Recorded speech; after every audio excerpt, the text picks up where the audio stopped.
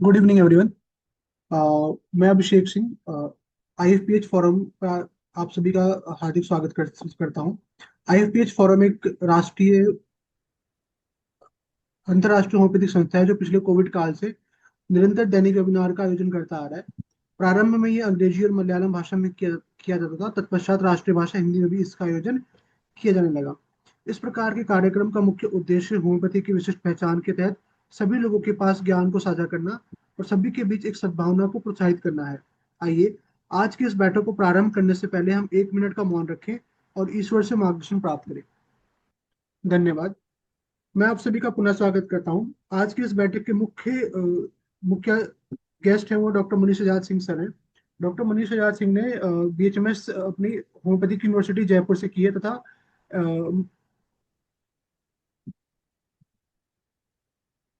MD की degree rapport hello sir, मेरी voice break हो रही है क्या? हेलो। हाँ। ओके ओके, ठीक है। हाँ अभिषेक, आवाज थोड़ी सी ब्रेक। ओके ओके, हाँ ठीक है। तो सर ने अपनी जो बीएचएमएस की डिग्री है वो होम्योपैथी यूनिवर्सिटी जयपुर से प्राप्त किया तथा GD memorial homeopathic medical college and hospital से रेपट्री में मास्टर्स की डिग्री प्राप्त की है। करंटली सर पीएचडी कर रहे हैं from the Parul university Vadodara. Sir ने नेशनल टीचर एंट्री टेस्ट भी क्वालिफाई किया हुआ है। 20 से अधिक research articles peer reviewed journal में प्रकाशित कर चुके हैं। वर्तमान में sir doctor sorry divine homeo clinic में प्रैक्टिस कर रहे हैं। इसके अतिरिक्त सर ने आईएफपीएच और टीम होम्योपैथिका के माध्यम से कई सारे वेबिनार्स और सेमिनार का सफल आयोजन किया हुआ है। Now you can start sir. Thank you very much doctor Abhishek. आप रेगुलर रहेंगे या आप मतलब बिजी हैं आज? नहीं सर, रेगुलर है। हैं यहाँ पे ना? ठीक है। Yes sir, yes. बेसिकली मैं अपने केसेस प्रेजेंट करने वाला हूँ एंड आई कैन सी कि वी हैव लेस पार्टिसिपेंट्स, तो आई वुड लाइक समवन जो कि हो और थोड़ा सा इंटरेक्टिव। ठीक है। Okay sir, okay.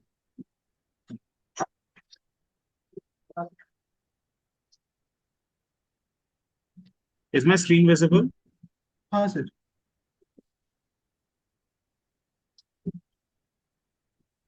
ठीक है।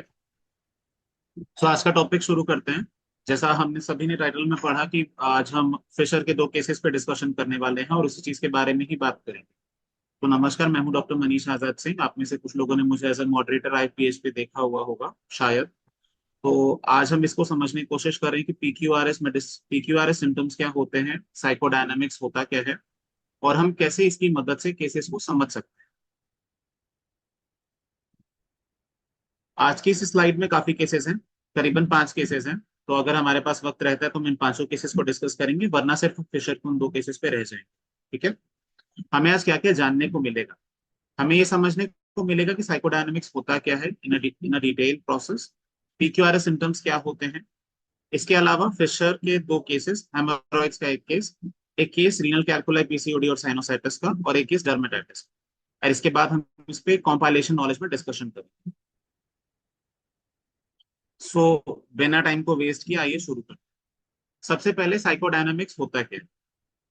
अगर हम साइकोडायनामिक्स को आसान भाषा में समझने की कोशिश करें तो बेसिकली एक ऐसा तरीका है जिससे हम ये समझाने की कोशिश कर रहे हैं कि इंसान किस तरीके से बिहेव करते हैं, क्या महसूस करते हैं, उनके इमोशन किस तरीके से हैं, और इसका क्या लेना देना है उनके पास्ट से, उनकी पूरी जिंदगी में अब तक क्या क्या हुआ, इससे उनका व्यवहार या उनके व्यक्तित्व में क्या बदलाव आएगा।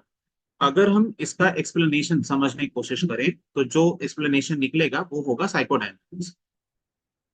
बेसिकली अगर हम साइकोडायनामिक्स की शुरुआत को समझें तो इसकी शुरुआत हुई थी 19वीं सदी में, जब सिगमंड फ्रूड ने साइको एनालिसिस के पॉइंट में समझाया था कि हमारे डे टू डे यानी कि दिनचर्या में होने वाली सभी सारी चीजें जो भी होती हैं वो सभी मिलके हमारी साइकोलॉजी को डेवलप करती है, वही हमारे कॉन्शियस अवेयरनेस को बनाती है, और इसके बाद हमारा साइकोडायनामिक्स बनता है।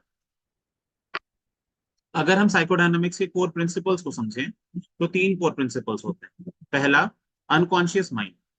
अनकॉन्शियस माइंड का मतलब डीप सीटेड डिजायर्स, वो चीजें जो आपके अंदर, राइट, जैसे आपके डर, आपकी एंग्जाइटीज, आपका इमोशन, दूसरों के प्रति प्यार, ये ऐसी चीजें हैं जो कॉन्टिन्यूअसली आपके कॉन्शियस बिहेवियर को डिक्टेट करती हैं। बेसिकली ये निर्धारण करती हैं कि आप किस तरीके के इंसान, जब कोई कहता है ना कि आप इंसान अच्छे नहीं हैं या आप इंसान बहुत अच्छे हैं, तो उसका निर्धारण ये अनकॉन्शियस माइंड करवा रहा है। दूसरा, चाइल्डहुड ब्लूप्रिंट। आपका बचपन किस तरीके का बीता था, आपकी अर्ली लाइफ इवेंट्स कैसे थे, बचपन में आपके माता पिता ने या केयर गिवर्स ने आपके साथ किस तरीके का व्यवहार किया है, और उसके बाद उसने किस तरीके से बदलाव किया है आपकी अडल्ट पर्सनालिटी में, आपके प्रेजेंट के व्यक्तित्व में। ये होगा चाइल्डहुड ब्लूप्रिंट। तीसरा है साइकोलॉजिकल डिटर्मिनिज्म। वो रैंडम एक्शंस, जैसे बात करते करते आपकी जबान का लड़खड़ा जाना, या कई लोग बात करते हैं तो हाथ बहुत चलाते हैं, गर्दन हिलाते हैं जैसे मैं हिलाता हूँ। तो ये जो है ये साइकोलॉजिकल डिटर्मिनिज्म, मतलब उसके व्यवहार में क्या बदलाव है, और हम इसको साइकोडायनामिक्स के से भी जोड़ सकते हैं। तो ये होगा उसका तीसरा प्रिंसिपल। जैसे हमारे कई रूब्रिक्स अगर आपने देखा होगा तो, जिसमें एक है टिक्स, एक है ग्रीमेसेस। ग्रीमेसेस का मतलब है बैठे बैठे मुंह बनाना। जैसे कई लोग बैठे बैठे मुंह बनाते हैं, छोटे बच्चे स्पेसिफिकली, अगर आप बेलाडोना के छोटे बच्चों को देखोगे तो वो बहुत तरीके के मुंह बनाता है। मेडोरिनम में बहुत इंपॉर्टेंट सिम्टम। और टिक्स बहुत लोगों में बहुत कॉमन होता है, जैसे वो बात करते करते ना ऐसे नाक खुल जाएंगे, ऐसे ऐसे खुजली कर रहे हैं, तो वो कॉन्स्टेंटली क्या कर रहे हो, बात कर रहे हो और ऐसे ऐसे खुजली कर रहे हैं। That is the rubric ticks. तो आप इन रूब्रिक्स को इस्तेमाल कर सकते हो। वो क्या है, वो साइकोलॉजिकल डिटर्मिनिज्म। ठीक है। साइकोडायनेमिक्स को थोड़ा सा अगर आगे और हम समझें तो यहाँ पे आपको समझ में आएगा कि यहाँ पे ट्रिपार्टी स्ट्रक्चर बनाया गया है पर्सनालिटी का। तो हमारा जो पर्सनालिटी है, किसी भी इंसान की जो पर्सनालिटी होती है, वो बेसिकली तीन स्ट्रक्चर से मिलकर बनी। हम सभी ने इनके नाम सुने हुए हैं, इद, ईगो और सुपर ईगो। आज बेसिक बेसिक से एक छोटा सा डिफरेंस समझेंगे कि इद क्या होता है, ईगो क्या होता है और सुपर ईगो क्या है। इद है आपका प्रिमिटिव इंस्टिंक्चुअल एलिमेंट, जो कि सिर्फ प्लेजर प्रिंसिपल पे एक्ट करता है।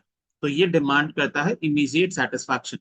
प्लेजर प्रिंसिपल एज इन, आपको अभी गाली देने का बहुत मन कर रहा है, आपको अभी लड़ने का बहुत मन कर रहा है, तो ये जो बहुत मन कर रहा है is your ID.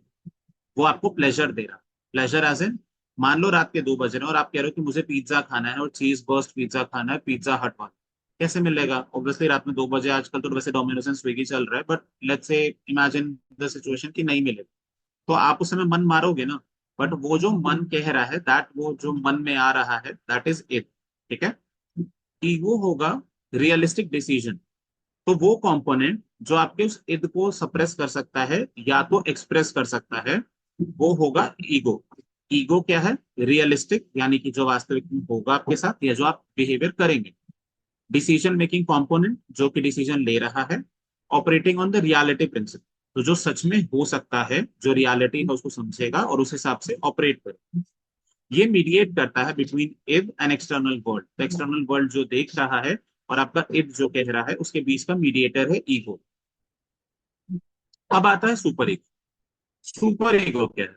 Super ego से मॉरल कॉन्साइंस।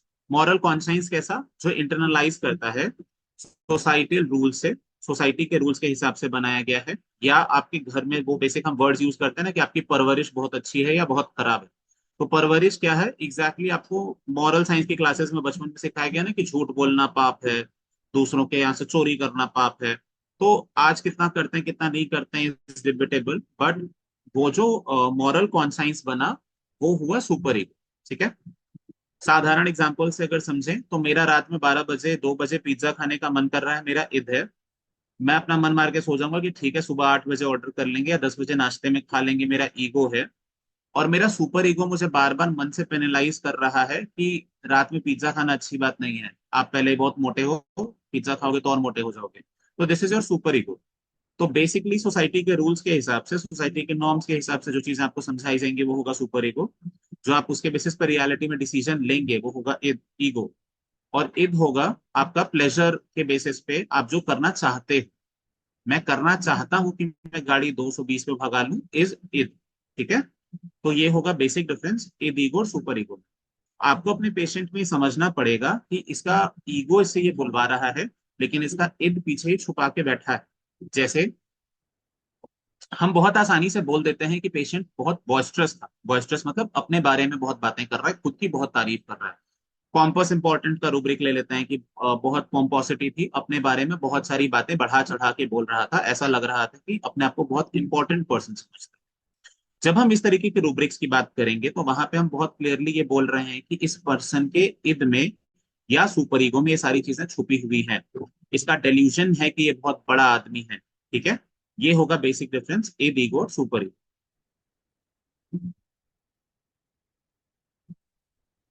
अब आते हैं डिफेंस मैकेनिज्म पे। डिफेंस मैकेनिज्म क्या?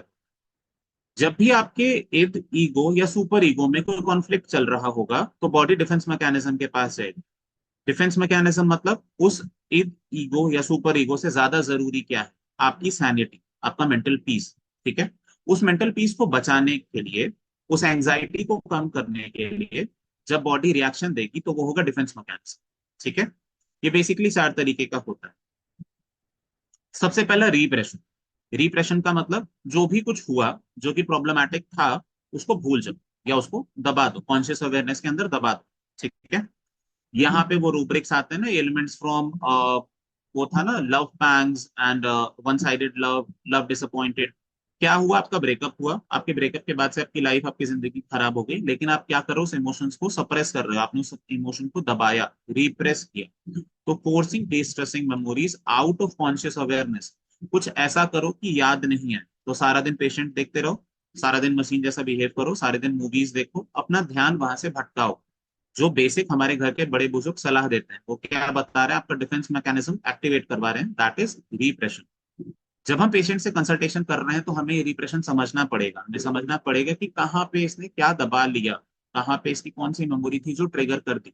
इसके लिए कोशिश कई बार करनी पड़ती है, क्योंकि जैसा हम बताते हैं होम्योपैथी में केस टेकिंग लेना बहुत मुश्किल काम है। तो आपको सुई निकालनी पड़ेगी भूसे में से, तो बार बार खोजना पड़ेगा कि वो सुई सही जगह पे लग जाए, वो रिप्रेशन सही जगह पे समझ में आ जाए। दूसरा होगा डिनायल। डिनायल, आपका जो माइंड है, आपका जो ब्रेन है, आपकी जो सैनिटी है, वो रिफ्यूज कर रही है रियलिटी ऑफ पेनफुल सिचुएशन को एक्सेप्ट करने के लिए। तो आप एक्सेप्ट नहीं कर पाएंगे कि आप फेल हो गए हैं, या आप एक्सेप्ट नहीं कर पा रहे हैं कि सामने वाले ने आपको धोखा दिया, आप एक्सेप्ट नहीं कर पा रहे हैं कि आप फेल हो गए, आप एक्सेप्ट नहीं कर पा रहे हैं कि आपके घर वाले आपसे उतना प्यार नहीं करते जितना आपसे आपके छोटे भाई से या आपके बड़े भाई से करते। ये होगा डिनायल। दूसरा हुआ डिफेंस मैकेनिज्म का जो दूसरा नतीजा है वो, या दूसरा हमारे ब्रेन का काम करने का तरीका है, वो होगा डिनायल। तीसरा है प्रोजेक्शन। ये बहुत कॉमन है, ये आज की सोसाइटी में 21st सेंचुरी में 2026 में ये बहुत लोगों में मिलेगा। प्रोजेक्शन है attributing one own unacceptable urges और feelings onto another person. ठीक है, बहुत सिंपल सी भाषा में बोलूं तो आजकल बहुत जो पढ़ा लिखा समाज है वो शायद इंस्टाग्राम पे और 2026 के जो रील्स बनती है उसमें यही कर रहा होता है। बेसिकली आप अपनी गलती सामने वाले पे थोप रहे हो बार बार। इसको मॉरल पुलिसिंग से भी कर सकते हैं, अलग अलग भाषाओं में बहुत सारे शब्दों के साथ इसको किया जाता है, but that is projection. Projection का मतलब गलती तो तुम्हारी थी, तुमने सामने वाले पे चिल्लाया। हम बहुत सारी ऐसी रील्स देखते हैं जहाँ पे सामने वाला चिल्लाता है, फिर जब सामने वाला, मतलब आप जिस पे चिल्ला रहे थे, उसने रिएक्शन में आपको गाली दे दी या मार दिया या कुछ बोल दिया, तो आप वहां पे तुरंत प्रोजेक्शन करोगे कि तुम, लेट्स एग्जांपल, कि तुमने एक महिला पे हाथ कैसे उठा दिया। Now that is a projection. जब आप हाथ उठा रहे थे तो वो सही, और सामने वाले ने हाथ उठाया तो वो गलत कैसे? वो समझने की जरूरत है, एंड वो होता है projection. Projection is the basic self defence जो ह्यूमंस यूज करते हैं मोस्ट ऑफ द टाइम जब भी आप किसी कॉन्फ्लिक्ट में होते हैं, स्पेसिफिकली वर्बल कॉन्फ्लिक्ट, जैसा 2026 का समाज मोस्टली होता जा रहा है कि हाथ उठाने वाले लोग कम होते जा रहे हैं थोड़े से, और थोड़ा सा पढ़ा लिखा वर्ग ज्यादा हो रहा है, तो वो प्रोजेक्शन वाले मोड में ज्यादा जा रहा है। आपको ज्यादा दिखेगा कि लोग अपने अनएक्सेप्टेबल अर्जेस को और अपनी फीलिंग्स को दूसरों पे प्रोजेक्ट करते हैं कि मैं तो नहीं पर सामने वाला बुरा है, मैं तो नहीं पर सामने वाला चोर है, मैं तो नहीं पर सामने वाला डिसऑनेस्ट है, that is projection. The last is sublimation. Sublimation is channeling socially unacceptable impulses into productive, healthy activities. ये हमारे घर के बड़े बुजुर्ग बहुत कहा करते हैं। हम सभी ने अपने बचपन में अपने दादा दादी से या नाना नानी से चीज सुनी है कि अगर तुम्हारे शरीर में एनर्जी बहुत है तो दौड़ा करो, खेला करो, खेलने कूदने जाओ, और दिमाग एक जगह पे स्थिर रखना है तो थोड़ा सा फिजिकल एक्सरसाइज करना जरूरी है। हम सभी ने ये सारी लाइनें सुनी है। यहाँ पे कोशिश क्या किया जाए, या इवन प्रेमानंद जी ये लाइन बहुत क्लियरली बहुत बार बोलते हुए आप सभी ने सुना होगा कि अपने ध्यान को एक जगह भटकाओ, राधा राधा बोलते रहो, दिमाग को केवल उसी पे लगा के। आप कर क्या रहे? आप बेसिकली वो अनएक्सेप्टेबल इम्पल्सेस जो आपकी बॉडी प्रोड्यूस कर रही है, जैसे एंग्जाइटी के पेशेंट्स उनके पास जाते हैं, वो बोल देते हैं कि नाम जप करो। आई एम नॉट सेइंग कि वो बहुत साइंटिफिक बातें कर रहा है, I am just trying to say कि इसका अगर हम साइकोलॉजिकल एक्सेप्टेशन समझें तो कुछ इस तरीके का होगा। वो कोशिश कर रहे हैं कि आप सब्लिमेशन में आओ, सब्लिमेशन एज उस अनहेल्दी एक्टिविटी को छोड़ दो और उसकी जगह पे कोई भी एक और हेल्दी एक्टिविटी को अपना लो। It can be physical, it can be moral, it can be spiritual, whatever healthy activity जो आप अपनाना चाहते हैं उसको आप शुरू कर लीजिए, दैट इज सब्लिमेशन। ठीक है।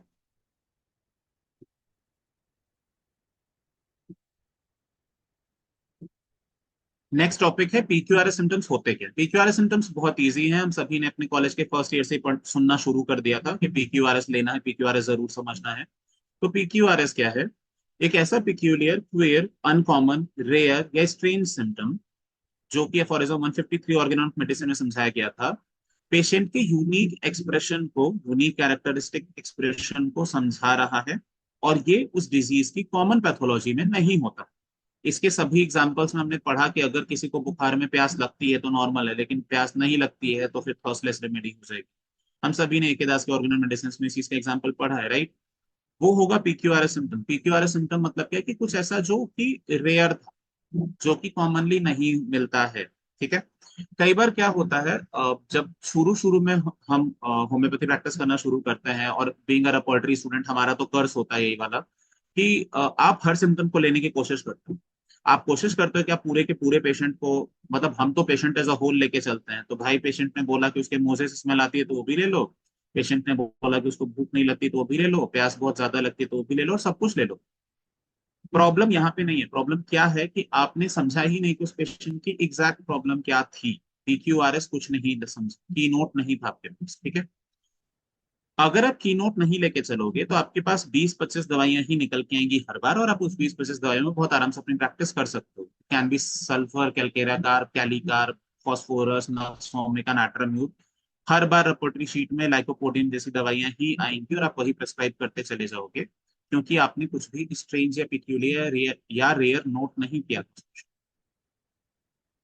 तो मैं इस बात के साथ ही एक सजेशन यहीं पे दे सकता हूँ या देना चाहूंगा कि कई बार जब हम केस में बहुत ज्यादा घुस जाते हैं तो हम उस केस की सही मेडिसिन तक नहीं पहुंच पाते हैं। कोशिश करिए कि केस से थोड़ा सा दूर हटे, एक दो गहरी सांसें लें और उसके बाद सोचें कि इस केस में क्या ऐसा था जो मैं भूल नहीं सकता। जैसे कई बार कई केसेस आते हैं तो बात करते करते वो ये चीजें बोल देते हैं कि सर मैं तो चाहता हूं कि मैं सामने वाले का गला घोट दूं अगर वो मेरी बात नहीं सुने तो। आपको बहुत सीरियसली कॉन्ट्राडिक्शन, एग्रावेशन मिल रहा है। अगर आप इसके बाद भी वहां पे पल्साटिला जैसी मेडिसिन सोच रहे हैं तो प्रॉब्लम आपके अंदर है। आप उस चीज को बहुत इजिली इग्नोर कर रहे हैं। या फिर कोई पेशेंट आपके सामने बार बार बात करते करते ऐसी चीजें बोल जाए जिसको आप अगर नजरअंदाज कर जा रहे हो, तो वो मुझे लगता है हम लोगों का fault, as a cumulative homeopath हमारा फॉल्ट। हमें ये चीज देखनी पड़ेगी, या कई बार केस से दूर हट के सोचना पड़ेगा कि उस केस में ऐसा क्या था जो हम कभी भूल नहीं सकते। तब आपको शायद कुछ कुछ स्पेसिफिक की पॉइंट्स याद आएंगे। जैसे अगर मैंने कल जो केस लिया था उसको याद करने की कोशिश करूं तो मुझे याद है कि हाँ, उसने मुझे 3 बार बोला कि मुझे मछली खाना बहुत पसंद है।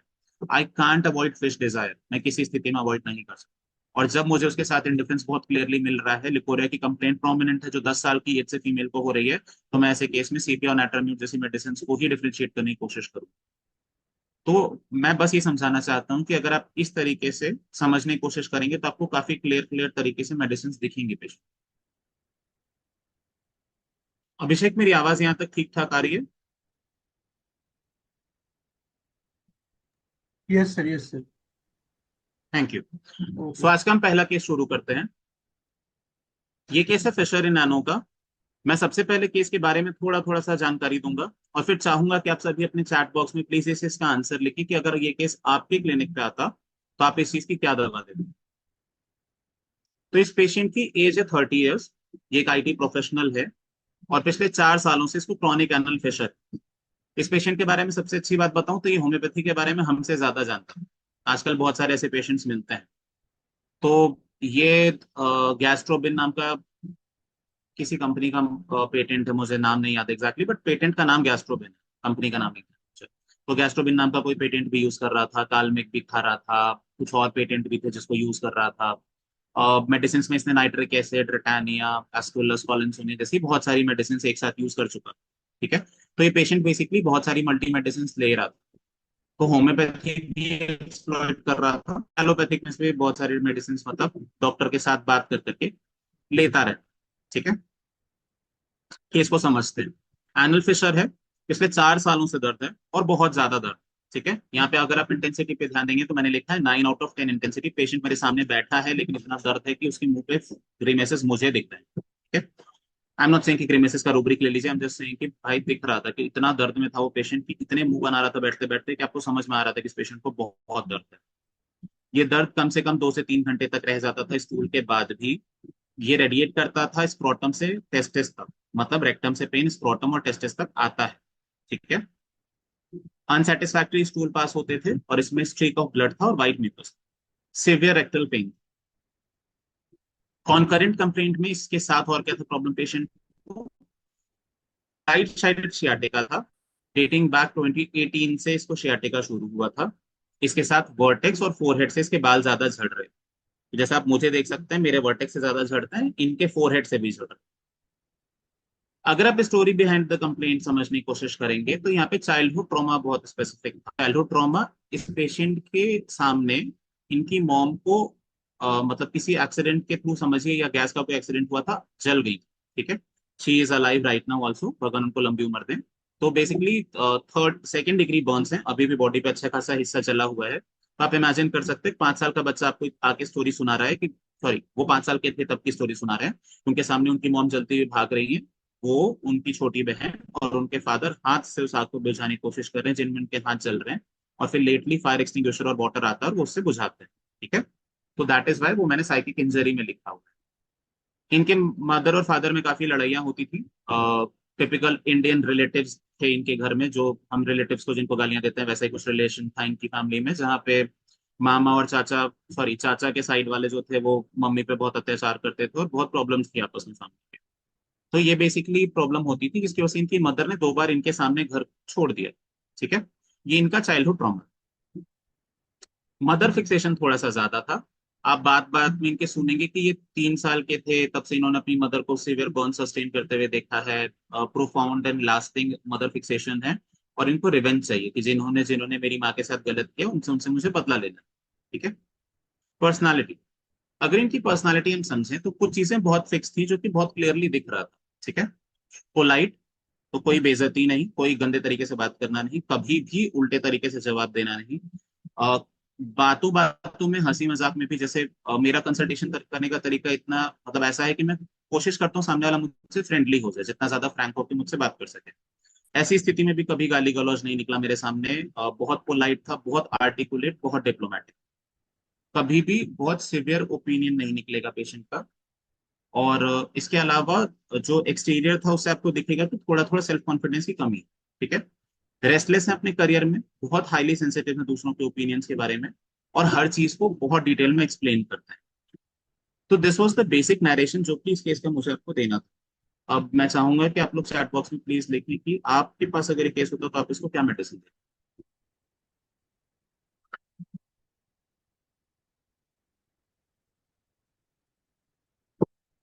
I take 1 minute. 7:53 हो रहा है, लेट्स वेट फॉर 7:54।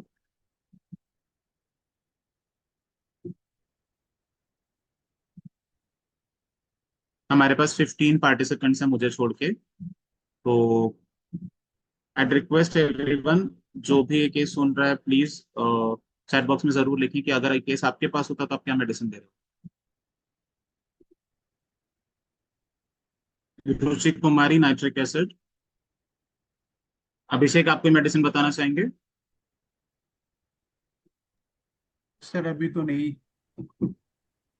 हम सेकेंड स्लाइड पे मेडिसिन ही डिस्कस करेंगे। Okay sir.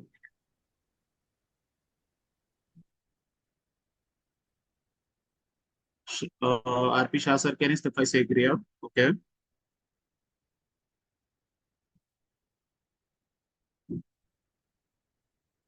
ठीक है, हम फाइनल स्लाइड पे आते हैं, मेडिसिन डिस्कस करते हैं डायरेक्टली।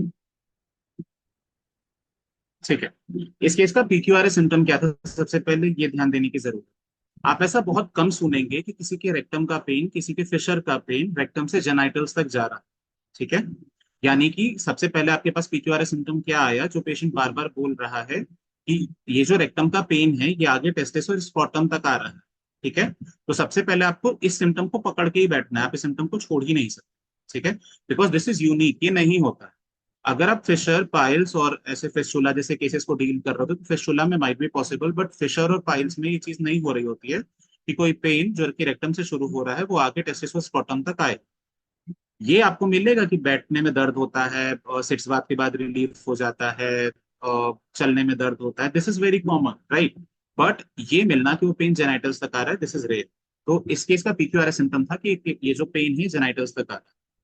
मैंने आपको साइकोडायनामिक्स के हिसाब से पर्सनालिटी में बताया कि पेशेंट हर चीज को विविड डिटेल्स में एक्सप्लेन कर रहा था। जो वर्ड वहां पे यूज कीजिए, फाटक रेपर्टरी से एक रूब्रिक है पेडेंट, उसको जरूर पढ़िए, PEDANT। Pedant is basically a person who explain everything in too much details. तो जिसको बहुत सारे डिटेल से प्यार होता है उसको पेडेंट कहा जाता है, और यहाँ पे ये रूब्रिक यूज होगा। मैंने दूसरा बोला कि कॉन्फिडेंस की कमी थी। मैंने तीसरा बोला कि उसको दूसरों के ओपिनियन से बहुत फर्क पड़ता था। The medicine is basically silicea. अगर आप इस केस को ध्यान से देखेंगे तो आपको शुरू से एक ऑब्स्टिनेसी दिखेगी, एक डिटर्मिनिज्म दिखेगा कि हाँ मुझे बदला लेना है। ठीक है, इंपॉर्टेंट एक वो था, ऑब्स्टिनेसी। सेकेंड, आपको बार बार ये समझ आ रहा है कि सेल्फ कॉन्फिडेंस की कमी है, टिमिडिटी है, दूसरों के ओपिनियन से बहुत फर्क पड़ता है, और उसके अलावा जो उसका पेन है वो रेक्टम से जेनाइटेलिया तक आता है। तो प्राइमरी रेमेडीज केस में साइलेशिया दिया गया था कॉन्स्टिट्यूशनल पिक्चर के हिसाब से। धीरे धीरे पोटेंसी को रेज किया गया था 30 से 200, 200 से 1M, 1M से इवन केस LM तक गया था। ये केस मेरे साथ 6 से 8 महीने तक था और 8 महीने में बिल्कुल परफेक्ट हो गया था। तो आज की डेट में इनको 10 आउट ऑफ 0 का पेन। ठीक है, फिशर नहीं है, हील हो चुका है। रेक्टल एब्सेस थे वो ठीक हो चुके हैं। शियाटिका का पेन तभी ठीक हो गया था जब फिशर ठीक होने लगा। ठीक है, इंटरकरेंट रेमेडी में मैंने कार्सिनोसिनम दिया था। एक ही बार ऐसा समय आया था जब साइलेशिया देने के बाद भी वर्क नहीं कर रहा, तो मुझे कार्सिनोसिनम 200 का देना पड़ा था डोज। मैंने 200 CM मतलब OD 5 डेज के लिए दिया था। उसके बाद फिर से साइलेशिया वर्क करने लगी थी and silicea did great in. ठीक है, मैंने कुछ थेराप्यूटिक रूब्रिक्स दिए हैं फॉर द रेफरेंस, तो अगर हम देखना चाहें तो मैं देख सकते हैं कि long lasting pain after stool, extending to genitalia pain, anus, rectum pain, anus extending to rectum and testis. इसमें सिंगल मेडिसिन है silicea. Rectum pain continuous long lasting after stool, 17 medicine इसमें साइलेशिया भी है। Rectum pain stitching extending to genitals specifically while walking, यहाँ पे silicea ही है single दवा।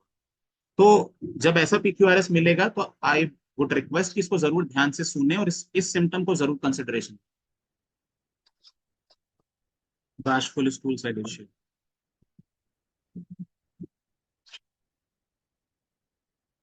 अब अगर हम रेपर्टरी शीट पे देखें तो हमने रेपर्टरी शीट में माइंड में ये सारे सिम्टम्स को लिया। ठीक है, धीरे जब आपको साइलेशिया से मेडिसिन दिखने लगती है तो फिर आप कंफर्म करते हो कि भाई तुम्हें इंजेक्शन से डर लगता है कि नहीं लगता, तो हमें ये सारे सिम्टम्स मिलने, राइट। बट जो स्पेसिफिक था वो था मदर फिक्सेशन, जो हमने लिया था mind mother fixation, anxiety health about, confidence want of self, theorising, sensitive to the others opinion, और जैसा मैंने बोला कि हमेशा रिस्पेक्ट से ही बात करना, तो reverence for others those around. जब हम ये सारे रूब्रिक्स को एक जगह बिठाएंगे तो साइलेशिया वाज द रेमेडी जो कि आ रही। इसके अलावा जो दवा आ रही थी जो आपको नहीं दिख रही है, स्केलकेरिया, उसके बाद लाइकोपोडियम है, फिर नक्सोमिका है, लेकेसिस है, इस तरीके से दवाई। अब हम आते हैं सेकंड केस। दो केसेस इसलिए क्योंकि दोनों ही फिशर के हैं, बहुत सारे मिलते जुलते ट्रेड्स थीम में, तो इस केस को भी ध्यान से सुनिएगा। इस केस में भी ऐसी ही रेमेडी निकल के आएगी जो कि जनरली हम फिशर में नहीं देते हैं। ठीक है, साइलेशिया तो फिर भी फिशर के थेराप्यूटिक रूब्रिक्स में लिखी है, इसमें जो मेडिसिन आएगी वो थेराप्यूटिक रूब्रिक में शायद ही मिले। ध्यान से सुनेंगे। ठीक है, एक 52-year-old मेल आता है, ये फार्मर किसान। ठीक है, and these are real cases which I have done. ठीक है, तो मैं कोई स्टोरी नहीं सुना। फार्मर है, मेरठ में किसानी का काम करते थे, इनके गन्ने के बहुत सारे खेत। ठीक है, क्रॉनिक एनल फिशर है, बहुत समय से है इनको, और जब प्रॉब्लम पहली बार आई थी तो जनवरी 2024 में इनके हिसाब से। इस समय पे इन्होंने क्रायोथेरेपी करा लिया था, क्रायोथेरेपी के बाद कुछ समय तक इनका ठीक रहा था, लेकिन उससे बहुत लंबी सक्सेस नहीं मिली। ठीक है, एनल फिशर में इनको क्या प्रॉब्लम हो रही थी, कॉन्टिन्यूअस पेन, तो इनके हिसाब से इनकी सबसे बड़ी दिक्कत थी कि इनको बार बार बहुत ज्यादा दर्द होता था और बहुत लंबे समय तक रहता था, जैसा हमने पिछले केस में भी सुना। ठीक है, तो फिशर में लंबे समय तक दर्द रहता ही ज्यादातर लोगों को। एग्रावेटेड बाई प्रोलॉन्ग सिटिंग, तो बहुत देर तक बैठेंगे तो दर्द होगा। जारिंग, तो थोड़ा भी अगर हिले या झटका लगा तो दर्द होगा। टाइट क्लोथिंग, तो अगर कपड़ा थोड़ा टाइट है तो भी दर्द होगा। रेनी वेदर में दर्द बढ़ जाता था, तो बारिश के मौसम में दर्द बढ़ेगा। और इसके साथ इंटरमिटेंट डिस्चार्जेस फील होते थे रेक्टम से, मतलब एनस। तो पेशेंट बोलता है कि मैं बैठता हूँ तो मुझे ऐसा फील होता है कि मुझे दर्द हो रहा है या कुछ निकल रहा है। कॉन्करेंट कंप्लेंट्स अगर इसके साथ हम देखें तो पेशेंट जनरलाइज्ड वीकनेस बता रहा था, थोड़ी कमजोरी महसूस होती है, एसिडिटी फील होता है, कान में थोड़ी सी इचिंग और हैवीनेस फील होती है, और बार बार जुकाम। स्टोरी बिहाइंड द कंप्लेंट को समझते हैं। इस पेशेंट की लाइफ में प्रॉब्लम आई जब 2025 में इसने इस चीज का दोबारा से जांच कराई। जब ये मेरे पास आया था, मैं उससे पहले की कहानी बता रहा हूँ, और इस पूरी स्टोरी को 1 साल 1.5 साल से ज्यादा नहीं। तो जब पेशेंट मेरे पास आया था, इससे पहले एक एलोपैथिक डॉक्टर के पास गया, ठीक है। उस एलोपैथिक डॉक्टर, मतलब आई डोंट नो, मैं टैग लगाना नहीं चाह रहा हूँ, तो मुझे नहीं पता एलोपैथिक आयुर्वेदिक, बट किसी डॉक्टर के पास गया था। उस डॉक्टर ने रेक्टम में चेक किया और उसके बाद बोला कि तुम्हारा जो एरिया है वो कुछ ज्यादा रेड है, मुझे वहां पे स्वेलिंग फील हो रही है, I believe that this is cancer, तुम अभी के अभी एडमिट हो जाओ और मैं इसका ऑपरेशन करूँ, ठीक है। तो यहां से क्या हुआ कि पेशेंट डर गया कि क्या मुझे सच में कैंसर है, ठीक है। उसको कहीं ना कहीं इस चीज का अंदेशा था कि शायद ये डॉक्टर मुझे फंसाने की कोशिश कर रहे, तो वहां से भाग लिया, मेरे पास आ गया, ठीक है। मेरे से पहले बहुत सारे डॉक्टर्स के पास जा चुका था, तो 2-3 डॉक्टर्स को और मिल चुका था, बट फिर मेरे पास, राइट। यहाँ से इसको डर लगने लगा कि क्या इसकी जो परेशानी है वो मतलब सच में कैंसर है या नहीं है, सर्जरी करानी चाहिए या नहीं करानी चाहिए। और थोड़ा सा डरता था कन्वेंशनल मेडिसिन के साइड इफेक्ट्स। इमोशनल स्टेज अगर हम इसकी समझें तो इसको बहुत सारी एंग्जाइटीज हैं, इसके बिजनेस को लेके, पैसों को लेके, और डीप नॉस्टैल्जिया है कि मैं कभी बूढ़ा नहीं। एज 52 है, पहले इस पे ध्यान दे सकते हैं हम, बट इसको कभी बूढ़ा नहीं। फ्रीक्वेंटली विश करता है, सपने में भी यही आता था कि मैं वापस से अपने स्कूल में आ गया हूँ, मैं अपने दोस्तों के साथ खेल रहा हूँ, मेरा अडल्ट रिस्पॉन्सिबिलिटीज छूट गया, ठीक है। This was the case, the second case. अब मैं फिर से वही सेम रिक्वेस्ट दोहराऊंगा। 8:02 हो चुके हैं। मैं आप सभी से रिक्वेस्ट करूंगा कि अगर ये केस आपके पास आता तो आप इसमें क्या मेडिसिन देते। मैं सबसे पहले अपनी इंटेंशन क्लियर कर दूं। मेरा इंटेंशन कहीं से ये नहीं है कि मैं बहुत ज्यादा जानता हूं और मैं बहुत मेडिसिन शो ऑफ करने की कोशिश कर रहा हूँ, तो प्लीज इस तरीके से इस चीज को नहीं लें। मैं कोशिश कर रहा हूँ कि साइकोडायनेमिक्स और पीक्यूआरएस का एक छोटा सा रिलेशन समझा सकूं इन केसेस की हेल्प से। सो आई वुड रिक्वेस्ट अगेन कि अगर ये केस आपके पास आता फिशर इनानो का, जहाँ पे एक 52 ईयर ओल्ड मेल आपके सामने इस तरीके की रिएक्शन देता, तो आप क्या मेडिसिन देते।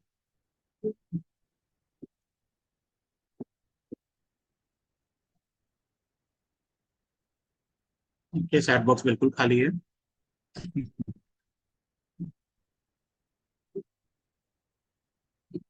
प्लीज गो अहेड, ट्राई कीजिए। गलत दवा भी देंगे तो भी मजा आएगा डिस्कस करने। ओके, नीति सोलंकी ने बोला कैलकेरिया कार, ठीक है। मैं इसको थोड़ा सा एक्सप्लेन करते हुए चलता हूँ। मैंने कहीं भी इमोशनल स्टेट में ये नहीं लिखा है कि पेशेंट कॉम्पोस इंपॉर्टेंट दे रहा था, या डेल्यूजन गलत शो कर रहा था, या बहुत बढ़ चढ़ के बातें कर रहा था, या अपने आप को बहुत इंपॉर्टेंट समझता है, या हॉटी है, या डिक्टेटोरियल है। तो अगर इस तरीके के रूब्रिक्स नहीं है तो कैलकेरिया थोड़ा सा डाउटफुल हो जाता है कि ऐसे केसेस में आएगा। सर ने बोला नक्सवामी का। सर मैं समझ सकता हूँ कि इस केस में नक्सवामी का एज अ डाउटफुल मेडिसिन आएगी, क्योंकि पेशेंट को शॉक लगा है उसकी स्टेट का।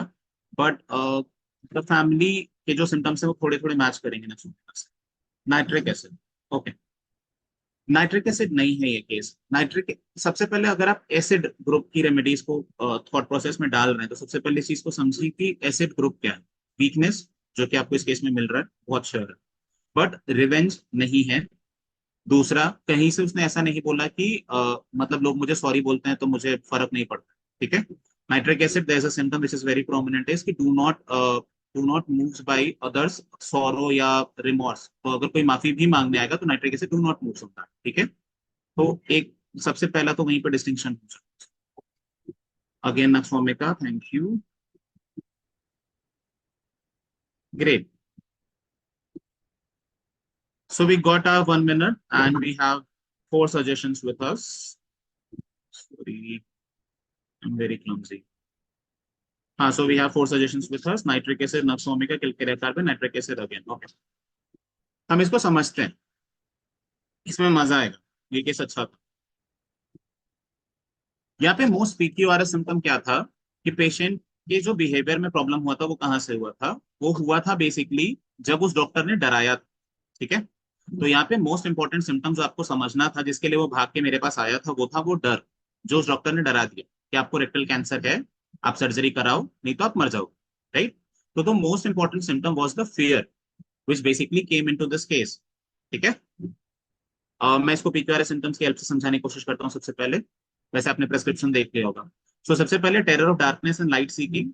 सो उसको profound life long fear of dark है। उसको स्लीपिंग मतलब वो लाइट ऑन करके सोता है, बट एग्जिबिट करता है कंपल्सिव एक्सिस्टेंशियल नीड कि मुझे फिजिकल एग्जामिनेशन करो और इस चीज को देखो। ठीक है। तो बार बार आपसे कह रहा है कि इस चीज को एग्जामिन करो, इस चीज को मुझे देखना है, नॉट फॉस्फोरस, इस चीज को एग्जामिन करो। आप प्रोक्टोस्कोपी से देखो लेकिन इस चीज को देखो, एग्जामिन करो इस चीज। ठीक है। तो सबसे पहले आपको लाइट डिजायर मिलता है। दूसरा, clinging and fear of abandonment मिलता है इस केस में। उस केस इस पेशेंट ने मुझसे बहुत क्लियरली एक चीज पूछी थी। मुझे इसको पिछली स्लाइड में लिखना चाहिए था, my bad, I am sorry, I already said I am a very clumsy person. So fear of abandonment था पेशेंट। तो पेशेंट मुझसे बार बार ये बोलता है कि आप इस क्लिनिक को छोड़ के तो नहीं चले जाएंगे, आप यहाँ पे रहोगे ना जब तक मैं ठीक नहीं हो जाता। तो बार बार आपसे ये कह रहा है कि मुझे अकेला मत छोड़ना, लोग मुझे अकेला छोड़ देते हैं या मुझे अबैंडनमेंट का डर है, मुझे फोर सेकंड फीलिंग है, तो प्लीज मुझे अकेला मत छोड़ना। Dilution of injury. Dilution of injury है क्योंकि प्रायर ट्रीटमेंट्स बार बार आपसे बोल रहा है कि जब एलोपैथिक दवा लेता हूँ तो उसके तो नुकसान भी होते हैं, मैं इसीलिए नहीं लेना चाहता, वो जो डॉक्टर था उसने मुझे डरा दिया कि मुझे कैंसर है, मैं मर जाऊंगा। तो वो बार बार आपसे डेल्यूशन दे रहा है। ठीक है। शुरू शुरू में मैंने इस केस पे स्टेफाइसेग्रिया दिया था, तो पहली गलती मुझसे भी हुई। तो आप लोग जिन्होंने भी जो भी प्रेस्क्रिप्शंस दिए हैं, इट्स ग्रेट, क्योंकि आपके प्रेस्क्रिप्शन फिर भी थेराप्यूटिकली मैच कर रहे हैं। मैं तो माइंड मेथड से जा रहा था और बहुत ही वाहियात प्रेस्क्रिप्शन दिया था मैंने। मैंने शुरू में स्टेफाइसेग्रिया देते इस केस को, और पहला 2 महीना स्टेफाइसेग्रिया ही था इस पेशेंट। ठीक है, मैंने स्टेफाइसेग्रिया ही दी। मैं हर 15 दिन में 5 दिन स्टेफाइसेग्रिया खिलाता हूँ, 10 दिन का पीएल होता है, और इस तरीके से 2 महीने का प्रेस्क्रिप्शन दिया। रीजन क्या था स्टाफ देने का? और शंकरन सर की बुक में चीज बहुत क्लियरली लिखी हुई है कि अगर आपको पेशेंट दिखता है कि बहुत हाईली कर्टियस है, आपसे बार बार हर चीज के लिए परमिशन पूछ रहा है, बिना आपसे पूछे कोई काम नहीं कर रहा है, तो आप इसमें जरूर सोच सकते हैं कि स्टेफाइसेग्रिया हो सकता है। इसके अलावा हिस्ट्री थी क्रायोथेरेपी की, सर्जरी के बाद प्रॉब्लम्स बढ़ गई थी, तो फिर मुझे लगा कि शायद स्टेफाइसेग्रिया हो सकता है क्योंकि यील्डिंग डिस्पोजिशन है। गलती वहीं पे हुई। रिवाइज प्रिस्क्रिप्शन 2 महीने के बाद दिया गया पेशेंट को स्टैमोनियम। स्टैमोनियम 200 सी ओडी फॉर 5 डेज। ये प्रेस्क्रिप्शन इस केस के लिए परफेक्ट था।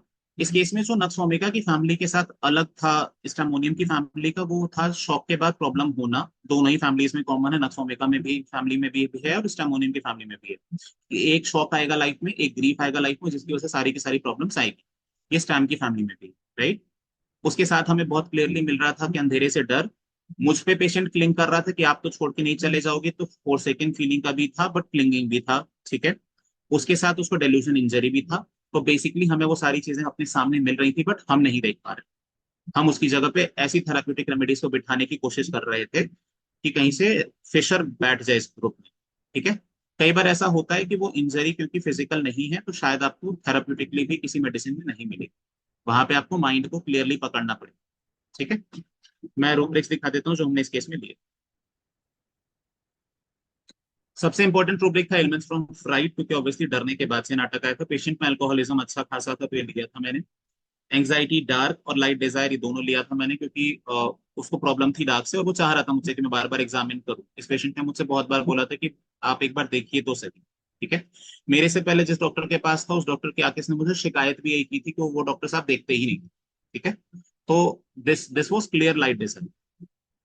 Fear of being alone, fear of being forsaken, clinging person to और फर्नीचर। इस रूब्रिक को अगर आप देखेंगे तो यहाँ पे 14 ही दवाइयां हैं और इसमें स्टामोनियम प्रोमिनेंट है। ठीक है।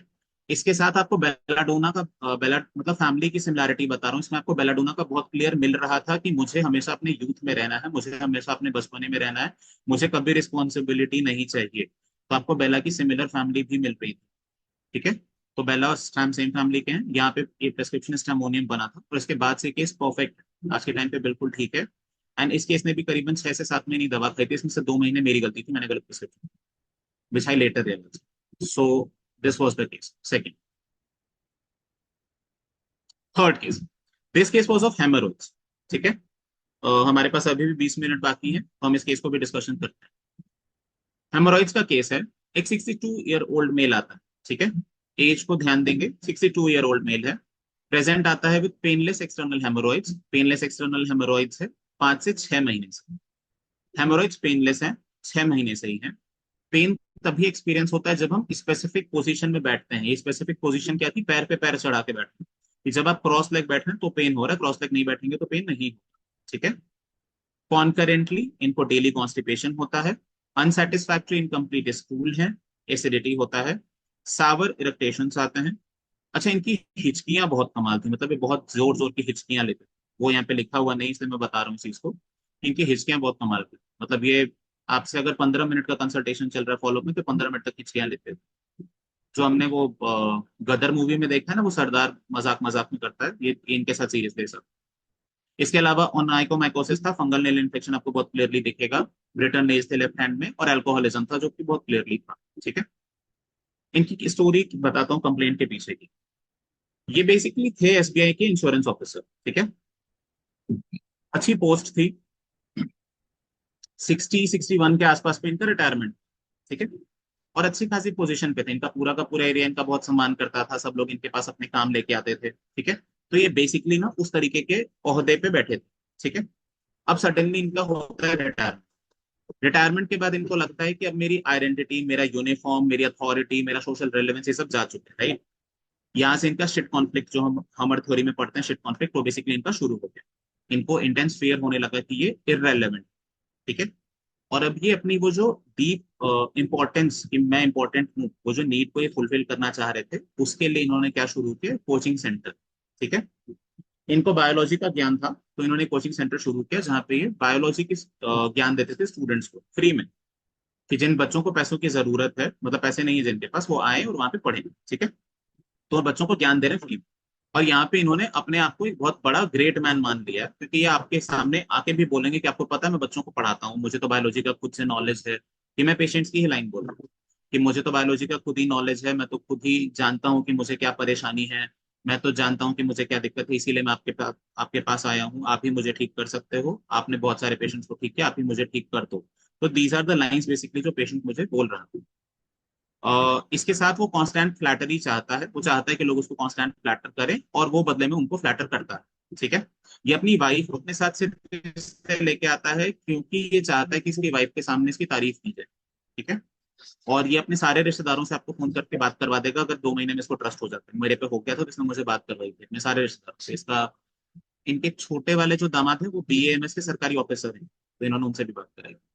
So this was the total case of haemorrhoids. Right. मैं अगेन आप सभी से रिक्वेस्ट करूंगा कि प्लीज आप अपने हिसाब से बताएं कि अगर ये केस आपके पास होता तो आप क्या medicine, if this case would have been with you, what medicines would you have given? We still have time left and we have 21 participants. Oh my God, I'm being flattered. So time है 8:13। मैं 1 minute का time लेता हूँ। Let's discuss this. समझते हैं कि अगर इस तरीके का पेशेंट है तो आप क्या देंगे। ओके, गॉट वन चैट जा रहा है। ओके, लाइको। मेरा भी फर्स्ट प्रिस्क्रिप्शन लाइको होता, बट पता है सबसे अच्छी चीज क्या थी ना, कि मेरे से पहले किसी ने लाइको दे दिया था और उसने वर्क नहीं किया था, तो मुझे ये पता था कि श्योर शॉट लाइको नहीं। मैं कुछ चीजें बता देता हूँ जिससे समझ में आ जाएगा कि केस लाइको नहीं। ठीक है। सबसे पहला, इस केस ने कहीं भी ये चीज शो नहीं करी ना कि मैं सुपीरियर हूँ और कोई और इंफीरियर है। मुझे नहीं, लेकिन किसी और को भी अपने सामने इंफीरियर नहीं दिखा रहा था, अपनी वाइफ को भी नहीं दिखा रहा। सुपीरियर इंफीरियर वाला प्रॉब्लम नहीं था। सेकंड, इसको पावर चाहिए नहीं थी क्योंकि इसके पास ऑलरेडी बहुत सारी पावर थी। राइट। ये अच्छे खासे पोजीशन पे बैठा था। कहते हैं कि लाइको एक राजा होता है, इसका साम्राज्य जा चुका है, तो हाँ वो वाली कहानी यहाँ पे बिल्कुल फिट बैठती है। बट प्रॉब्लम था कि आपको कुछ चीजें नहीं दिखी जो मैं बहुत क्लियरली फिर से दिखाना चाहूंगा। एक तो अल्कोहलिज्म देखिए, एक इसकी हिचकियां जो मैंने आपको बताई वो जरूर ध्यान दीजिए, और तीसरा ओनाइकोमाइकोसिस के साथ भी है, तो इसके नेल में फंगल इन्फेक्शन भी है। तो दोनों को थोड़ा सा मिला मिला के चलेंगे ना तो मजा आएगा इसमें। इग्नेशिया। ओके। किसी चीज का शौक नहीं लगा था। वो बेसिकली प्लान्ड, मतलब ऑब्वियसली एक एज आने के बाद सबका वो होता है ना, रिटायरमेंट होता ही है। इसको जो मैं जिस तरफ आपका ध्यान खींच के ले जाना चाहूंगा वो वुड बी कि डेल्यूजन की मैं एक बड़ा आदमी हूँ, I am a great man. Delusion great बहुत क्लियरली यहाँ पे था, जिसको कोई नहीं नकार सकता। डेल्यूजन की मेरे पास बहुत सारा नॉलेज है, वो था इस केस में। तो इन इन चीजों पर अगर आप ध्यान देंगे तो मुझे लगता है बिल्कुल सही मेडिसिन तक पहुंच जाएंगे, ना आई एम वेरी श्योर कि किसी ने सही पकड़ लिया। Very good, thank you. So the right medicine is sulphur. This case was a classic sulphur case. इस केस ने जितना मुझे पॉम्पस इंपॉर्टेंट के साथ डेल्यूजन नॉलेज दिया है ना, वो शायद आज तक मैंने किसी और केस में इतना क्लियरली नहीं पकड़ा। ये केस में सबसे इंपॉर्टेंट क्या था ना, कि इस केस ने आपको बार बार बार बार अपने पूरे के पूरे 1 घंटे के केस टेकिंग में ना बार बार ये चीज का एहसास दिलाया कि मुझे नॉलेज है, मुझे पता है कि मुझे क्या हुआ है, मुझे पता है कि मैं किस डॉक्टर के पास जाऊंगा तो ठीक हो जाऊंगा। और वो पॉम्पस इंपॉर्टेंट वाली बातें वो बार बार आपसे बोल रहा है। तो अगर वो चीज प्लैटिना नहीं, नहीं, प्लैटिना में रेफरेंस आपकी तरफ नहीं। जैसे मैंने जो लास्ट लाइन बोली उसको ध्यान से सुनना था। बेसिकली वो खुद को राजा महसूस कर रहा है लेकिन आपको भी राजा फील करा रहा है, दैट इज सल्फर। सल्फर और हेमामेलिस दो मेडिसिन हैं जो कि बहुत clearly reference for those around में बहुत शुरू से लिखी जा रही है। प्लैटिना नहीं है। प्लैटिना आपको कभी राजा महसूस नहीं कराएगा, वो कहीं खुद को राजा महसूस कर रही है।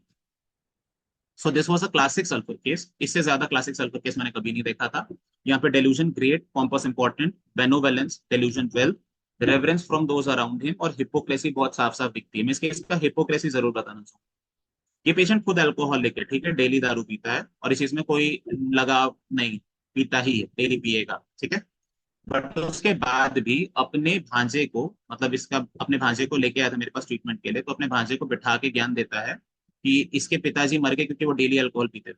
अब एक चीज बताओ, आप तो खुद भी पीते हो, बट ज्ञान क्या दे रहे हो कि इसके पिताजी मर गए क्योंकि पीते थे। अब सोचो कितनी इनसेंसिटिव बात है कि आप किसी के फादर को ऐसे डायरेक्टली बोल दो। But that is the hypocrisy of sulphur, की सल्फर ऐसी बातें बहुत क्लियरली बोल देता। तो वो चीज यहाँ पे बहुत क्लियरली दिखी थी। इस केस को 200 से शुरू किया गया था, फिर 1M पे लेके जाया गया था और 1M से ही केस ठीक हो गया था, कभी एलएम पोटेंसी तक जाने की जरूरत नहीं। आज का लास्ट केस डिस्कस करते हैं क्योंकि टाइम की कमी है, तो 13 मिनट बाकी है, लास्ट केस में खत्म करते हैं। दिस केस इज ग्रेट, और इस केस को अगर आपने समझा तो बहुत मजा आएगा। 26 साल की फीमेल है, बार बार हॉस्पिटलाइज हो रही थी, दोनों साइड रीनल कैल्कुलाई थे। तो केस किडनी स्टोन का था जब हमारे पास आया था, ठीक है। इस केस में दो प्रोमिनेंट सिम्टम्स थे, किडनी स्टोन और साइनोसाइटिस, जो कि आज के टाइम पे बिल्कुल नहीं। केस हॉस्पिटलाइज मतलब पेशेंट बार बार हॉस्पिटलाइज हो रही थी, फीमेल, बायलैटरल रीनल कैल्कुलाई था, हाई ग्रेड फीवर, 103 डिग्री के आसपास बुखार आता था जिसके लिए इनको एडमिट करना पड़ता था, उल्टियां हो रही हैं, डायरिया हो रहा है, यूरिन में ब्लड आ रहा है, और कॉन्करेंटली दो क्रॉनिक कंडीशन है जो साथ में चल रही। पहला, बायलैटरल पीसीओडी, जिसमें 2 महीने एमेनोरिया रह चुके। तो जब पेशेंट मेरे पास आई थी तो उस समय उनको 2 महीने का एमेनोरिया था, मेंसेस नहीं थे। और इसके अलावा क्रॉनिक एलर्जिक साइनोसाइटिस, जहाँ पे प्रॉब्लम क्या होती थी कि उनको कॉन्स्टेंटली जुकाम होता है, तो दोनों साइड से नाक बंद है, फेशियल हैवीनेस है, तो यहाँ पे बहुत दर्द होता था, पेन है around the nose, cooking fume से बहुत एग्रावेट हो जाते थे, तो अगर आपने कोई भी छौंक मारा तो प्रॉब्लम, परफ्यूम से प्रॉब्लम, डस्ट से प्रॉब्लम, कोल्ड से प्रॉब्लम, ठीक है। इनको यूरिन में ब्लड क्लॉट्स जा रहे थे, स्टिचिंग और बर्निंग पेन था at the end of urination, conclusion of urination पे पेन है, and she had a craving for spicy food, spicy food बहुत क्रेविंग, ठीक है। अब आते हैं इस स्टोरी के बिहाइंड द कंप्लेंट, क्योंकि आई एम वेरी श्योर कि अगर आप इतने पे टिके रहे तो आप इस केस को कभी सॉल्व नहीं कर पाओगे। मेरे से पहले डॉक्टर्स ने करने का ट्राई किया था, तो मैं इसलिए बता रहा हूँ। स्टोरी बिहाइंड द कंप्लेंट पे आते हैं। पेशेंट एक यंग फीमेल है जो कि बहुत एम्बिशियस थी, एजुकेटेड थी, और स्ट्रॉन्ग डिजायर था करियर का और फाइनेंशियल इंडिपेंडेंस का। तो अपना करियर चाहिए, फाइनेंशियल इंडिपेंडेंस चाहिए, किसी और पे आश्रित नहीं होना है। कारण, मेरे परिवार में या मेरे आसपास के लोग, मेरे धर्म के लोग ज्यादातर दूसरों पे आश्रित रहते हैं, मुझे वो बिल्कुल नहीं चाहिए, तो मैं दूसरों पे आश्रित नहीं रहना चाहती हूँ, मैं फाइनेंशियली इंडिपेंडेंट बन के रहना चाहती हूँ, ठीक है। Her aspirations were permanently opposed and suppressed by her conservative family purely on the grounds of her gender and religious customs. So religion की वजह से और स्पेसिफिकली जेंडर की वजह से बार बार फैमिली सप्रेस कर रही थी कि नहीं, तुम्हें शादी करना है, तुम्हें पढ़ाई करा दी इतनी वही बहुत है, तुम्हें जॉब करने दी वही बहुत है, इस तरीके की चीजें हो रही थी। और कॉन्स्टेंटली ये टसल चल रहा था कि नहीं मुझे पढ़ना है, नहीं मुझे जॉब करना है, ठीक है। इनकी मदर इनका बहुत सपोर्ट नहीं कर रही थी। यहाँ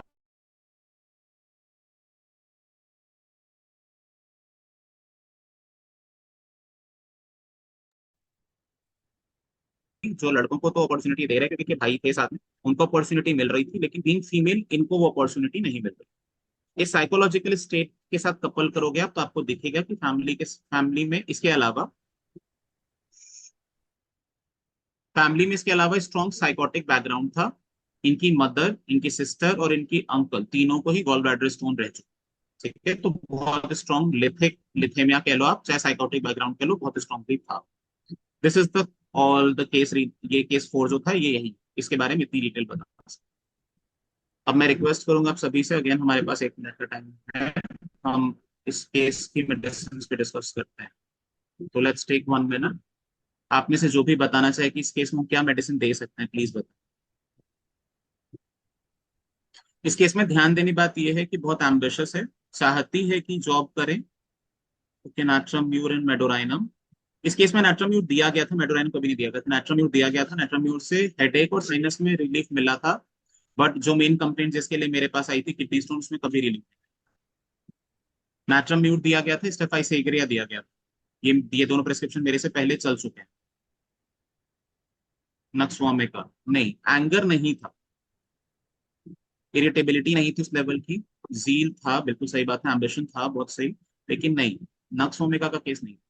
सीपिया, okay, sepia could be thought of, लेकिन नहीं, इंडिफरेंट नहीं थी अपनी फैमिली को लेके, इसके बाद भी अपनी फैमिली को खुश लेके चलना चाहती थी। मैं तो यहाँ कार्सिनोसिस से बल्कि कंफ्यूज होता कि प्लीजिंग डिजायर तो था, ड्यूटी रिस्पॉन्सिबिलिटी माइट भी, लेकिन प्लीजिंग डिजायर तो परफेक्ट था। डॉक्टर होम्यो थूजा, सस्पेशन नहीं था कहीं, स्ट्रॉन्ग साइकोटिक बैकग्राउंड था, दैट इज अ +1। लेकिन ब्रिटलनेस फील नहीं कराई उसने, उसने कहीं मुझे नहीं बोला कि ये काम मेरे बस का नहीं और मैं नहीं कर पाऊँ। मैट्रम सल्व उतनी स्ट्रांगली रिस्पॉन्सिबल नहीं थी, क्योंकि मैं बताऊं, इसको जिस दिन से जॉब मिल गई उसके 2 महीने बाद उसने जॉब छोड़ दिया था। ये शायद इन्फॉर्मेशन मुझे देनी चाहिए थी। तो मैट्रम सल्व उतना रिस्पॉन्सिबल होता है, बट नहीं, ये केस उतना रिस्पॉन्सिबल नहीं था। बट हाँ, इसने लड़ाई की अपनी बहन की जॉब लगवाने के लिए, तो हाँ, इसको फीमेल्स के अगेंस्ट अत्याचार होते हैं तो प्रॉब्लम होती है।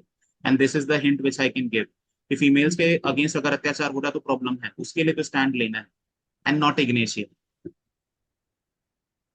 कॉस्टिकम, ओके, नहीं, सिर्फ फीमेल्स के प्रति, मेल्स के प्रति नहीं ले। भाई के साथ बहुत कुछ हो रहा था लेकिन उस चीज में स्टैंड नहीं था। This is a hard to guess, no problem, ये मुझे भी बहुत मुश्किल से मिली थी मेडिसिन। मैं डायरेक्टली मेडिसिन पे आता हूँ। ठीक है, इस केस का मोस्ट पिक्यूलियर सिम्टम क्या था ना, वो पूरी मेंटालिटी के बेसिस पे was disgust eight being a woman. Women होने की वजह से प्रॉब्लम, घृणा, मुझे वुमेन होने की वजह से डिस्गस्ट फील होता है, मुझे दबाया जा रहा है क्योंकि सिर्फ मैं एक महिला हूँ। मेरी जगह अगर मैं पुरुष होती तो शायद मेरे साथ ये सारी चीजें नहीं हो रही। ये एक्चुअली सेल्फ हेट्रेड नहीं है, बट इसकी जगह पे एक डीप रिजेंटमेंट है कि मेरे साथ अनफेयरली बिहेवियर हो रहा है। बर्बेरिस, हाँ, प्रिस्क्रिप्शन में लिखी है, यस इट इज बर्बेरिस। सो यहाँ पे ये देखना होगा कि सोशल कॉन्स्ट्रेंट है जो मुझ में इम्पोज किए गए हैं, जो सामाजिकता है वो उसका ताला मुझ पे लगाया गया और इस वजह से मुझे बांध दिया गया और मैं जो करना चाहती हूँ मैं कर नहीं पा रही हूँ। This is basically the core of berberis vulgaris. यहाँ पे मेरे से पहले जो डॉक्टर इनको देख रही थी उन्होंने नाट्रम्यूर दिया था, नाट्रम्यूर से हेडेक में रिलीफ हुआ था, जो नोज के साइनस के पेन थे उसमें भी कमी आई थी, लेकिन रिलीफ नहीं हो रहा, बार बार हॉस्पिटलाइज होते जा रही थी क्योंकि बार बार फीवर आते जा रहा था, बार बार स्टोन प्रॉब्लम कर रहा था। मैंने बर्बेरिस वल्गैरिस 30 से केस को शुरू किया था, शुरू में थेराप्यूटिक पोटेंसी से ही शुरू किया, डरते हुए कि पता नहीं, पहले तो कभी यूज की नहीं है, कितना रिजल्ट आएगा। फिर 200% किया, लास्टली 1% किया। बेस्ट पार्ट क्या है कि अभी प्रेगनेंसी चल रही थी, मिस्ड अबॉर्शन हुआ है अभी रिसेंटली, मिस्ड अबॉर्शन हुआ है, बट पीसीओडी के साथ प्रेगनेंसी पॉसिबल करा पाना बहुत मुश्किल है, जो कि बर्बेरिस वल्गैरिस के साथ बहुत अच्छा चल रहा।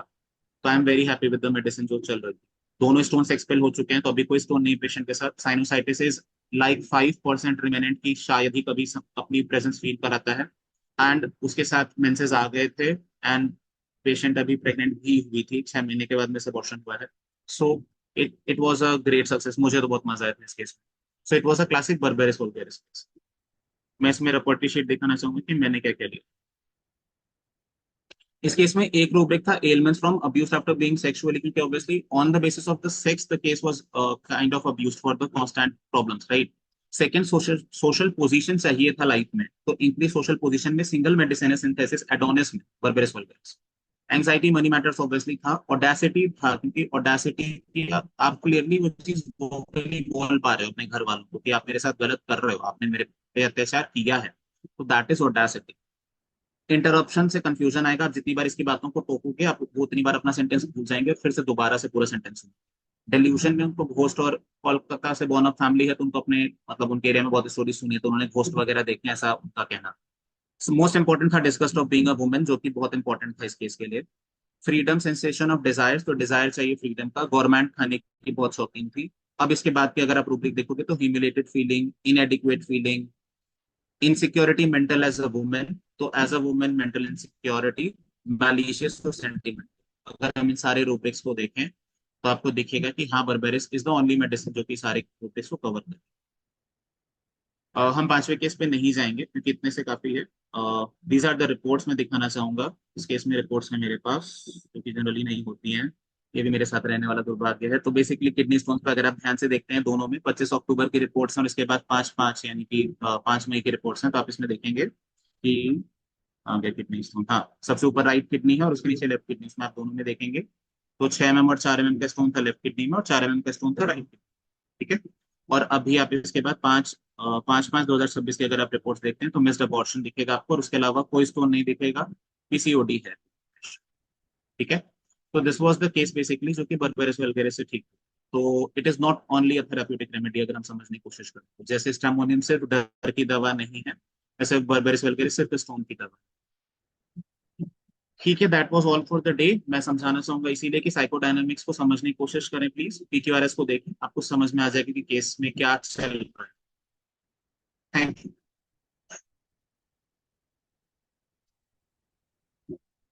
Thank you so much sir. We still have 4 minutes left, अगर किसी के पास कुछ क्वेश्चन हो, एनीवन।